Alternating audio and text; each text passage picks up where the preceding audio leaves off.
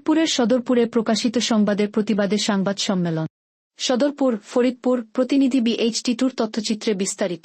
ফরিদপুরের সদরপুরে উপজেলা বিএনপির সাবেক সাংগঠনিক সম্পাদক বাহালুর মাতুব্বরের বিরুদ্ধে বৃহস্পতিবার বিভিন্ন জাতীয় ও স্থানীয় এবং অনলাইন পত্রিকায় পুলিশের হাত থেকে আসামি ছিনতাই শিরোনামে একটি সংবাদ প্রকাশিত হয়। প্রকাশিত সংবাদের প্রতিবাদে গতকাল শুক্রবার সকাল 11টায় তার নিজ বাড়িতে এক সংবাদ সম্মেলন অনুষ্ঠিত হয়। সংবাদ সম্মেলনে লিখিত বক্তব্য পাঠ করে তিনি বলেন, আমার বিরুদ্ধে গত 30 জানুয়ারি বিভিন্ন জাতীয় ও অনলাইন সংবাদ মাধ্যমে পুলিশের হাত থেকে আসামি ছিনতাই শিরোনামে সংবাদ প্রকাশটি সংবাদের একাংশে আমাকে জড়িয়ে সংবাদ প্রকাশিত হয়। উল্লেখিত সংবাদে বাহালুর মাতুব্বর ঘটনার সাথে সম্পৃক্ত নয় বলে তিনি জানান।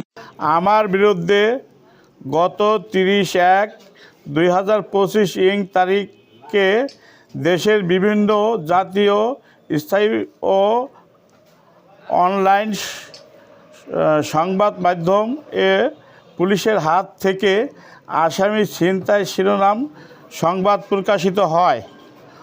উক্ত সংবাদের ভিতরে আমার নাম জড়িয়ে পুলিশের হাত থেকে আসামি ছিনতাইয়ে জড়িত থাকার অভিযোগ উঠেছে। উক্ত সংবাদের ভিত্তিতে আমার নেতৃত্বে থানা থেকে হাসপাতালে ফারুক হোসেন বাকুকে নেওয়ার বলে উল্লেখ করা হয়েছে। আপনাদের সদয় অবগতি করে জানাচ্ছি যে আমি উক্ত ঘটনার সাথে কোনোভাবেই জড়িত নই কিংবা আমার নেতৃত্বে এ ধরনের কোনো ঘটনা ঘটেনি।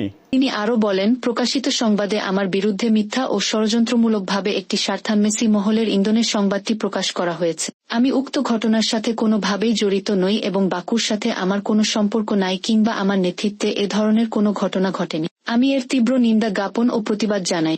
সংবাদ সম্মেলনে এ সময় উপস্থিত ছিলেন সদরপুর উপজেলা যুব দলের সাবেক সভাপতি মো. বাবুল হোসেন, উপজেলা বিএনপির সাবেক সহসভাপতি মো. ফরিদ আহমেদ মোল্লা, জেলা যুব দলের যুগ্ম সাধারণ সম্পাদক সুমন আহমেদ সহ সদরপুর উপজেলা বিএনপির অঙ্গসংগঠনের নেতৃবৃন্দ।